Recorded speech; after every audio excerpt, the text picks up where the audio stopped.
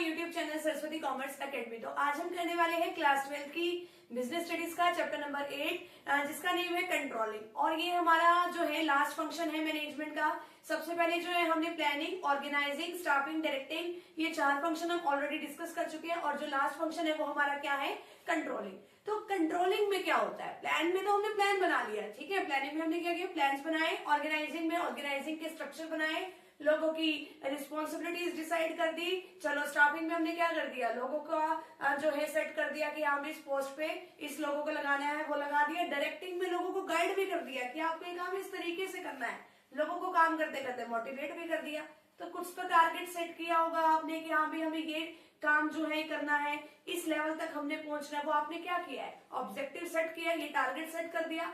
अब ये देखना कंट्रोलिंग के अंदर क्या जो हमने टारगेट सेट किया था उसके अकॉर्डिंग कुछ काम हो भी रहा है या नहीं, जो हमने सोचा था वो काम एक्चुअल में उसके प्रोग्रेस में है भी या नहीं। ठीक है, अब हमने 90% का तो सोच लिया, 95% का तो सोच लिया कि हम हमें जो है बोर्ड में लेके आने हैं, लेकिन आपको टाइम टू टाइम ये चेक करते रहना कि हाँ भाई हम ये लेके आ सकते हैं नहीं। तो उसके लिए आप टाइम टू टाइम कुछ तो करोगे ना, अपना सेल्फ एनालाइज करोगे, अपना जो है क्लास में अच्छे से परफॉर्मेंस करोगे, तभी तो आपके जाके जो है बोर्ड्स में अच्छे मार्क्स आएंगे। इसी तरीके से आप इसमें एक एग्जांपल लीजिए कि मान लो हमने जो है 1000 यूनिट प्रोड्यूस कर दी है, या 1000 यूनिट जो है वो हमने सेल करनी है किसी को, ठीक है। तो अब ये देखना कि हाँ भाई वो हमारा प्रॉपर वे से उस तरीके से काम हो भी रहा है या नहीं हो रहा। तो वो क्या है, कंट्रोलिंग, कि हम उसके ऊपर कंट्रोल रख रहे हैं कि काम जो है हमारा सही टाइम तक जो है सही परफॉर्मेंस हमारी हो सके। तो उसके लिए हम क्या करते हैं, कंट्रोल करते हैं। तो कंट्रोलिंग की डेफिनेशन देखो क्या है, controlling refers to the comparison of actual performance with the planned performance. ठीक है, तो हमें एक्चुअल परफॉर्मेंस को प्लान्ड परफॉर्मेंस के साथ क्या करना है, हमें कंपैरिजन करना है। हमने सोचा था कि हम 1000 यूनिट्स का प्रोडक्शन करेंगे, ठीक है, प्रोडक्शन करने का हमने सोच लिया, लेकिन जो है हमारी एक्चुअल में क्या परफॉर्मेंस हुई, एक्चुअल में सपोज करो हमने सिर्फ जो है 950 यूनिट्स ही हम प्रोडक्शन कर पाए, ठीक है, एंड टेकिंग करेक्टिव एक्शन। तो अब ये कितने से कम है, ये हमारा 50 यूनिट से कम है ना, 50 यूनिट से कम है ना। बनानी कितनी थी, 1000, बना कितनी रही है, 950। तो कितने से कमी रह गई, ये हमने जो है इसको एनालाइज करके देखा, इसको कंपेयर करके देखा कि एक्चुअल हमने सोचा क्या था और एक्चुअल में क्या रिजल्ट निकला है। तो बीच में इतना गैप कहाँ रह गया, किस रीजन से रह गया, ऐसी क्या कमी थी कि हमें 50 यूनिट का प्रोडक्शन नहीं कर पाए। तो उसके लिए इन फ्यूचर जो है वो हम करेक्टिव एक्शन लेते हैं, ठीक है। तो बस इसमें यही बताया गया है आपको। तो हम डेविएशन का मतलब है उसके बीच में डिफरेंस निकालते हैं एक्चुअल और प्लान परफॉर्मेंस के बीच में। अब हमने जो डेविएशन कितने की निकाली है, 50 की। किस रीजन से ऐसा हुआ उसका पता लगाने की कोशिश करेंगे, और इन फ्यूचर ऐसा कुछ ना हो तो उसके भी पूरी ट्राई रखेंगे। इसके बाद है controlling process. Controlling process most important, और कंट्रोलिंग के प्रोसेस में एक पॉइंट आता है आपका 4th पॉइंट, ये मोस्ट इंपॉर्टेंट है, ठीक है, इसमें से आपका डायरेक्ट क्वेश्चन भी आ जाता है। तो अभी पहले कंट्रोलिंग के प्रोसेस देखो कि कंट्रोलिंग के प्रोसेस में आपको क्या बताया गया है। तो सबसे पहले हमने क्या करना है, अपने स्टैंडर्ड सेट कर देने हैं, ठीक है। हमने टारगेट डिसाइड करना है कि हमने कितना टारगेट है, ये हमें इतने टाइम पीरियड में अचीव करना है। टारगेट डिसाइड कर दिया।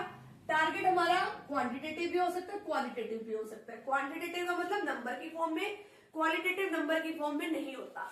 तो चलो इसमें हमने जो है क्वांटिटेटिव में ये सेट किया कि हमारी इतनी कॉस्ट आनी चाहिए, ठीक है, इतनी कॉस्ट आनी चाहिए नंबर की फॉर्म में, कि हमारे 500 रुपए से ज्यादा कॉस्ट नहीं आनी चाहिए अगर हम कोई सामान बना रहे हैं तो, ठीक है। या फिर हो सकता है कि हमने इतनी यूनिट्स प्रोड्यूस कर दी है नंबर की फॉर्म में, हो गया क्वांटिटेटिव। नंबर की फॉर्म में है तो क्वांटिटेटिव, अगर नंबर की फॉर्म में नहीं है तो वो क्या है, क्वालिटेटिव। अब हमें जो है अपने सामान के थ्रू कस्टमर को सेटिस्फाई करना है, कस्टमर सेटिस्फेक्शन हमारे लिए बहुत जरूरी है। तो वो क्या है, नंबर की फॉर्म में तो नहीं है, कस्टमर को सेटिस्फाई करना नंबर की फॉर्म में तो नहीं होता, तो वो क्या है, क्वालिटेटिव स्टैंडर्ड्स है। इसके बाद है डेविएशन टॉलरेंस लिमिट, कि हम कितना जो है डेविएशन का मैंने आपको मतलब बताया कि डिफरेंस, कि हमने प्लान कितना किया था, एक्चुअल कितना है, उनके बीच का जो डिफरेंस उसको ही हम डेविएशन कहते हैं। टॉलरेंस का मतलब कितना सहन कर सकते हैं। सपोज करो हमने 2000 यूनिट का प्रोडक्शन करना था, हमारी कंपनी वालों ने कह रखा है कि अगर आप 1950 यूनिट्स में बना लेते हो तो ओके है, ठीक है, तो यानी कि हम आपको कुछ नहीं कहेंगे। लेकिन अगर आपने इससे भी कम प्रोडक्शन किया, सपोज करो हमने बनाने के 2000 यूनिट्स, और हम बना रहे हैं सिर्फ 1800 यूनिट्स, तो कंपनी वाले हम पे गुस्सा जरूर करेंगे। लेकिन कंपनी वाले ने क्या कह रखा है कि अगर आपने 2000 यूनिट बनानी है, अगर आप 1950 में बना रहे हैं तो कोई टेंशन वाली बात नहीं है, हम लगभग तो इस टारगेट के करीब करीब है, तो कोई बात नहीं।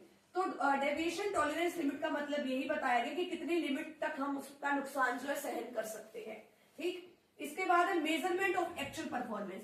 हम एक्चुअल परफॉर्मेंस को देखते हैं, जब वो परफॉर्मेंस हो रही होती है उसको देखते हैं कि हमें कैसा काम चल रहा है। जैसे एक बॉस अपने वर्कर को काम करते हुए अगर जरा सा भी देख रहे उसको पता चल जाता है कि हमें किस तरीके से काम कर रहा है या टाइम पास कर रहा है, उसकी तो एक निगाह ही काफी होती है उसको देखते हुए।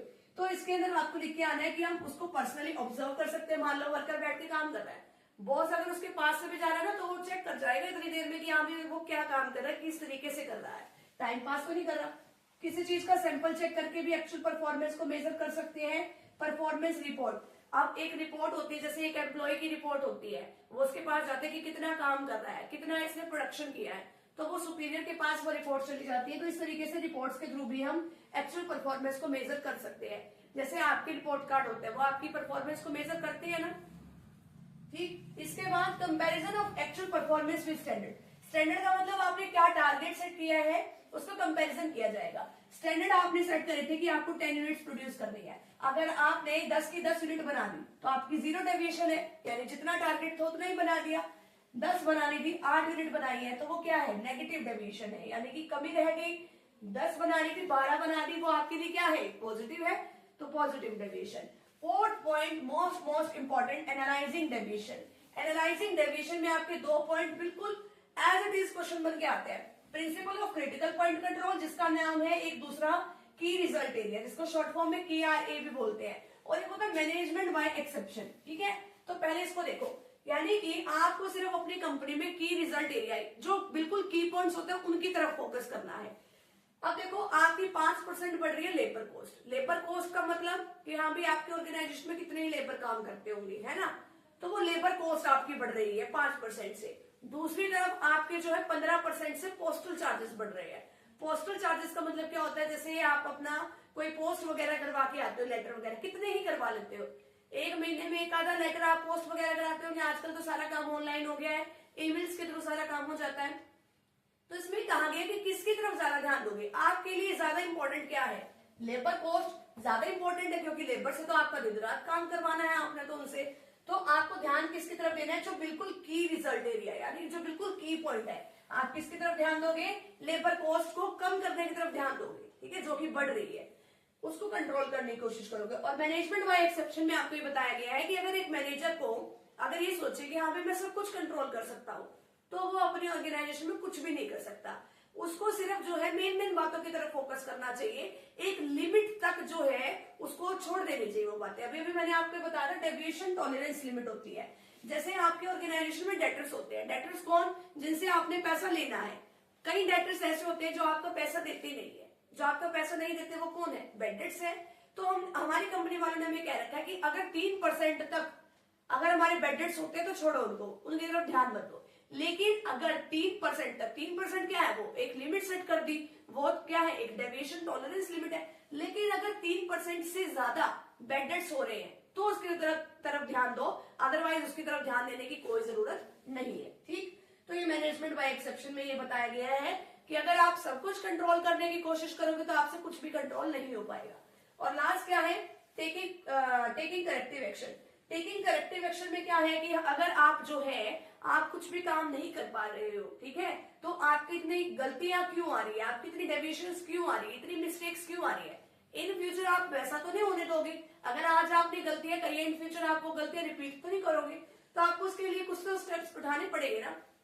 अब आपने देखा कि हमारी कोई मशीनरी खराब है, तो मशीनरी खराब, उसका कोई सोल्यूशन निकालो, उसको क्या करवाओ, उसके लिए कोई करेक्टिव एक्शन हो, तो हम उस मशीनरी को क्या करवाएंगे, तो रिपेयर करवाएंगे।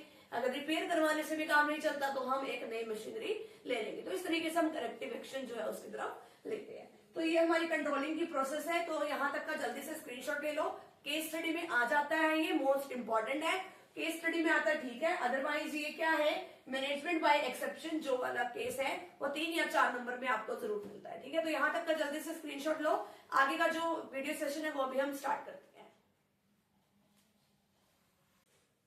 नेक्स्ट टॉपिक है हमारे पास relationship between planning and controlling. Planning और कंट्रोलिंग में क्या रिलेशनशिप है, मोस्ट इंपॉर्टेंट टॉपिक है। कंट्रोलिंग वाले चैप्टर में या तो कंट्रोलिंग की प्रोसेस आती है ज्यादातर, या फिर यही क्वेश्चन आता है। और इसमें से भी आपका जो थर्ड पॉइंट है, फोर्थ पॉइंट और फिफ्थ पॉइंट है, मोस्ट इंपॉर्टेंट है। ठीक है, तो अब प्लानिंग का मतलब क्या होता है, इन फ्यूचर क्या होने वाला, उसके लिए हमने क्या करनी है, प्लानिंग करनी है। क्या करना है, कैसे करना है, किसको करना है, यानी कि डायरेक्शन देने का काम किसका है, प्लानिंग का है। हम फ्यूचर के लिए स्टैंडर्ड सेट कर देते हैं। ठीक है, और कंट्रोलिंग का काम क्या होता है, कंट्रोलिंग का काम कि हमें क्या, हमारा काम जो है, जो हमने टारगेट सेट किया था, क्या जो एक्चुअल में परफॉर्मेंस हो रही है, क्या वो उस टारगेट से मैच कर रही है या नहीं कर रही है। यानी कि हमने ये टारगेट सेट किया कि हम 1000 यूनिट्स का प्रोडक्शन करेंगे, 1000 यूनिट्स बनाएंगे, लेकिन बनाई हमने सिर्फ 800। ठीक है, तो उसमें क्या है कि यहाँ भी हमने सोचा कितना था और एक्चुअल में हमने कितना बनाया है, तो आपस में हम उसका क्या करते हैं, कंपैरिजन करते हैं। और जहां पे कमी निकलती है उसको कंट्रोल करने की कोशिश करते हैं कि कमी क्यों निकली, इन फ्यूचर ये कमी ना हो, तो उसके लिए पूरी ट्राई करते हैं। तो अब देखो इसके अंदर फर्स्ट पॉइंट क्या है, planning without controlling is meaningless. कि हमने प्लानिंग तो कर दी, प्लान्स तो बना दिए कि हमें फ्यूचर में क्या करना है, उसके लिए डायरेक्शंस तो सेट कर दी कि क्या करना है, कैसे करना है, स्टैंडर्ड्स तो बना दिए, लेकिन कंट्रोल ही नहीं कर रहे हैं, हम देख ही नहीं रहे, हम उस काम को चेक ही नहीं कर रहे, तो प्लानिंग करने का कोई फायदा है। हम प्लान्स बनाए जा रहे हैं, हम 95% लेके आएंगे, उसके आगे के लिए कुछ काम ही नहीं कर रहे, ना हमने अपने सेल्फ एनालाइज किया, ना टेस्ट की कभी तैयारी करी, ना कुछ किया, तो उसका कोई फायदा है। फायदा तो तब है ना जब आप उसके रिगार्डिंग इन फ्यूचर कोई काम करो। सेकंड पॉइंट क्या है, controlling is blind. Controlling blind है, कंट्रोलिंग कुछ भी नहीं है विदाउट प्लानिंग। अगर आपने प्लान ही नहीं बनाए, ठीक है, अगर आपने फ्यूचर के लिए प्लान ही नहीं बनाए, तो कंट्रोलिंग किसकी करोगे, कंट्रोलिंग किसी की होनी नहीं। कंट्रोल तो तब होता है ना जब आप कोई प्लान करते हो। नेक्स्ट है प्लानिंग इज प्रिस्क्रिप्टिव। प्रिस्क्रिप्टिव का मतलब क्या है कि आपने फ्यूचर के लिए प्रिस्क्राइब किया है कि आपको ऐसे ऐसे करके ये वाला काम करना है। ठीक है, जैसे मेडिसिन जो है डॉक्टर प्रिस्क्राइब करता है ना कि अगर आपको बीमारी है तो आपको ये वाली मेडिसिन लेनी चाहिए, ऐसे ही प्लानिंग में सिर्फ प्रिस्क्राइब किया जाता है कि आपको ये काम इस तरीके से करना है। लेकिन कंट्रोलिंग क्या है, इवेल्युएटिव। एक्चुअल में वो काम इम्प्लीमेंट हुआ नहीं हुआ, वो चेक करने का काम किसका है, कंट्रोलिंग का है। ये तो मोस्ट इंपॉर्टेंट है। ठीक है, very important. Planning is looking ahead. Ahead का मतलब होता है आगे देखना। हम प्लानिंग आगे के लिए करते हैं, प्लानिंग फ्यूचर के लिए करते हैं कि फ्यूचर में क्या होगा उसके लिए प्लान्स बनाते हैं। तो इसमें यही दिया हुआ है, planning is looking ahead while controlling is looking back. Controlling पीछे देखना। कंट्रोलिंग पीछे देखना क्यों है, क्योंकि जो टारगेट हमने सेट करे हैं उसके अकॉर्डिंग पीछे तो देखेंगे कि क्या टारगेट सेट करे, तो उसके अकॉर्डिंग ही तो जो है हमने ये देखना है कि क्या टारगेट सेट करे थे, उसके अकॉर्डिंग काम हुआ भी है या नहीं। अब देखो प्लानिंग में हम क्या करते हैं, फ्यूचर के लिए सेट कर दिया कि हाँ भाई फ्यूचर में ये ऐसे ऐसे करके हमें काम करना है। लेकिन कंट्रोल करने के लिए हम ये देखते हैं कि जो एक्चुअल में टारगेट सेट किया गया था उसके अकॉर्डिंग काम हुआ है नहीं, तो हमें पीछे तो देखना पड़ेगा ना। तो इसने ये बताया है प्लानिंग का मतलब आगे देखना, लेकिन कंट्रोलिंग का मतलब पीछे जाना। नेक्स्ट में बताया है प्लानिंग इज लुकिंग बैकवाइड। प्लानिंग का मतलब वो पीछे देखना कैसे हो गया, अभी तो बताया कि प्लानिंग इज लुकिंग अहेड, उसका मतलब तो आगे देखना है। प्लानिंग इज लुकिंग बैकवाइड का मतलब क्या है, प्लानिंग को पीछे देखना, यानी कि आज जो टारगेट सेट कर रहे हैं वो अपनी पिछली परफॉर्मेंस को देख के ही तो करेंगे। अगर आज हमने टारगेट सेट किया है कि हम 1000 यूनिट्स को सेल कर रहे हैं, तो कुछ तो पीछे देखा होगा ना कि हाँ भी पीछे क्या है, हम पीछे जो है 900 यूनिट सेल कर रहे हैं, तभी तो हमने इन फ्यूचर के लिए जो है वो बना दिया आगे के लिए टारगेट। तो उसके लिए हमें बैक फॉरवर्ड तो जाना पड़ेगा ना, बैक तो होना पड़ेगा ना कि हाँ भी पीछे का देखना तो पड़ेगा ना कि क्या कुछ हम परफॉर्मेंस कर रहे हैं। तो प्लानिंग का मतलब पीछे देखना है इसमें। And controlling is looking ahead. अब कंट्रोलिंग इज लुकिंग अहेड का मतलब अब कंट्रोलिंग आगे देखना है। कंट्रोलिंग आगे देखना का मतलब फ्यूचर के लिए करेक्टिव एक्शन लेने हैं, तो इसलिए कहा गया है कि कंट्रोलिंग का मतलब आगे देखना है। फोर्थ और फिफ्थ पॉइंट वेरी इंपॉर्टेंट है, डायरेक्टली क्वेश्चन इसमें से आता है। नेक्स्ट है अब इसमें features of controlling. Features of controlling का मतलब क्या है, कंट्रोलिंग इज फंडामेंटल। फंडामेंटल का मतलब है मेन फंक्शन है मैनेजमेंट का। मैनेजमेंट के 5 फंक्शन है, planning, organising, staffing, directing and controlling. उसमें जो है सबसे मेन है ये, क्योंकि अगर हमने कंट्रोल ही नहीं किया, बाकी सब कुछ कर लिया, प्लान्स बना लिए, लोगों के लिए स्ट्रक्चर डिसाइड कर दिया, ऑर्गेनाइजेशन का ड्यूटीज असाइन कर दी, पोस्ट के ऊपर लोगों को फिल कर दिया, इंस्ट्रक्शंस दे दी, लेकिन अगर देखा ही नहीं, कंट्रोल ही नहीं किया, तो बाकी सारे फंक्शन किस काम के। तो कंट्रोलिंग जो है मेन फंक्शन है। नेक्स्ट है controlling is a pervasive function. Pervasive का मतलब होता है यूनिवर्सल। यूनिवर्सल का मतलब हर जगह ये कंट्रोलिंग अप्लाई होता है, चाहे आप एजुकेशन फील्ड में देख लो, चाहे आप किसी ऑर्गेनाइजेशन में देख लो, हर जगह आपको कंट्रोलिंग मिलती है। नेक्स्ट है controlling is a continuous function. लगातार हम काम को चेक करते रहते हैं, एक्चुअल परफॉर्मेंस को मेजर करते रहते हैं, कंपैरिजन करते रहते हैं, तो कंट्रोलिंग का काम हर जगह चलता रहता है। अब नेक्स्ट है controlling is both backward and forward looking. अब कंट्रोलिंग का मतलब बैकवर्ड भी है और फॉरवर्ड भी है। अभी अभी मैंने आपको बताया। अब बैकवर्ड का मतलब कि पीछे देखना कि यहाँ पे जो प्लान्स बनाए थे उसके अकॉर्डिंग काम हुआ है या नहीं, बैकवर्ड। फॉरवर्ड का मतलब आगे देखना, फ्यूचर के लिए करेक्टिव एक्शन लेना, वो क्या है, फॉरवर्ड। नेक्स्ट है controlling is closely related to planning. अब क्लोजली रिलेटेड कैसे है ये, तो सबसे पहले जो है हम प्लान्स बनाते हैं, प्लान्स बनाने के बाद ऑर्गेनाइजिंग, ऑर्गेनाइजिंग के बाद स्टाफिंग, स्टाफिंग के बाद डायरेक्टिंग, डायरेक्टिंग के बाद कंट्रोलिंग एंड देन फिर से प्लानिंग। तो इस तरीके से क्लोजली रिलेटेड है। नेक्स्ट आता है इसमें इंपॉर्टेंस ऑफ कंट्रोलिंग। सबसे पहला है अकम्प्लिशिंग ऑर्गेनाइजेशनल ऑब्जेक्टिव। अब हमें अपने ऑर्गेनाइजेशन के ऑब्जेक्टिव को फुलफिल करना है। अगर हम कंट्रोल ही नहीं करेंगे किसी बात के ऊपर तो हम अपने ऑब्जेक्टिव को कभी भी अचीव नहीं कर पाएंगे। हम अपने ऑर्गेनाइजेशन के सभी एम्प्लॉयज के ऊपर, सभी टास्क के ऊपर हम क्या करते हैं, कंट्रोल बना के रखते हैं, तभी हमारे ऑर्गेनाइजेशन के ऑब्जेक्टिव फुलफिल होते हैं। नेक्स्ट है जजिंग एक्यूरेसी ऑफ स्टैंडर्ड। अब स्टैंडर्ड इतने ज्यादा फालतू में तो नहीं बना दिए कि लोग उसको पूरा ही ना कर सके। उसको स्टैंडर्ड को हम चेक करते हैं, रिव्यू करते हैं कि यहाँ भी स्टैंडर्ड सही सही से बनाए भी है या नहीं है। ठीक है, कभी ऐसा तो नहीं बेफालतू के स्टैंडर्ड बना दिया, हम उसको अचीव भी ना कर सके। स्टैंडर्ड का मतलब होता है यहाँ पे टारगेट। नेक्स्ट है इंप्रूविंग एम्प्लॉय मोटिवेशन। एम्प्लॉय का मोटिवेशन कैसे होता है यहाँ पे, अब हम लगातार काम को चेक करते रहते हैं, हम अपने एम्प्लॉयज को बताते हैं कि हम आपका लगातार काम चेक करते रहेंगे, अगर आप काम अच्छा करोगे तो आपके लिए काफी अच्छा भी रहेगा, अगर आपने काम अच्छा किया हम आपकी तारीफ भी करेंगे, लोगों के आगे प्रेज भी करेंगे। तो एम्प्लॉय को सब कुछ पता है कि हाँ भी कंट्रोलिंग होनी जरूरी है, कंट्रोल हमारे ऊपर रखा जाएगा, अगर हम अच्छा काम करेंगे हमारे लिए अच्छा ही होगा। तो जब उनको सारी बातों को पता ही है तो वो एम्प्लॉय अपने आप मोटिवेट हो जाते हैं। Next taking effective use of resources. उनको पता है कि यहाँ भी अब अपने रिसोर्सेज का इफेक्टिवली यूज करना ही है, कम कॉस्ट में सारा काम करके देना ही है। फालतू इतने रिसोर्सेज तो है नहीं कि हम उसको वेस्ट करेंगे। और जबकि ऊपर से कंट्रोल रखा जा रहा हो, अगर मैनेजर लगातार देख रहा हो कि हाँ भाई कोई फालतू में यूटिलाइजेशन तो नहीं कर रहा, कोई फालतू में किसी चीज का मिसयूज तो नहीं कर रहा, तो उसको डांट लगेगी वहां पे। तो यहाँ पे यही होता है कि इफेक्टिवली यूज करते ही हैं हम रिसोर्सेज का, वेस्ट कोई भी नहीं करता। लास्ट है फैसिलिटेटिंग कोऑर्डिनेशन इन एक्शन। अब कोऑर्डिनेशन तो होना चाहिए और कंट्रोलिंग में कोऑर्डिनेशन होता भी है। अगर जो है प्रोडक्शन डिपार्टमेंट और सेल्स डिपार्टमेंट आपस में कोऑर्डिनेशन ना करें तो आपस में क्या होगा, लड़ाई हो जाएगी। सेल्स डिपार्टमेंट कह रहा है कि हाँ मेरे को इतने की सेल का ऑर्डर मिल चुका है, प्रोडक्शन वाला उसका प्रोडक्शन ही ना करके दे, कोई फायदा है। अब जो है प्रोडक्शन वाला और सेल्स वाले के बीच में अगर कोऑर्डिनेशन नहीं है तो कुछ भी पॉसिबल नहीं हो सकता फिर। ठीक है, तो आपस में लड़ाई होगी, वो फिर कुछ भी सेल नहीं कर पाएंगे। तो बस यही बताएंगे, सभी डिपार्टमेंट में आपस में इसमें कोऑर्डिनेशन होता है अगर कंट्रोलिंग रखी जाती है, क्योंकि उनके ऊपर एक स्पेशली बॉस होता है, उस बात का देखता है कि यहाँ पे काम अच्छे से चल रहा है या नहीं चल रहा। तो यहाँ पे कंट्रोलिंग का चैप्टर हमारा कंप्लीटली डन है। यूनिट नंबर 8 यहीं पे कंप्लीट होती है। तो फ्रेंड्स अगर आप चैनल पे न्यू तो चैनल को प्लीज लाइक एंड सब्सक्राइब जरूर कर दीजिएगा। मिलते हैं नेक्स्ट टॉपिक के साथ, नेक्स्ट वीडियो के साथ। Thank you very much. जल्दी से यहाँ तक का स्क्रीनशॉट ले लीजिए।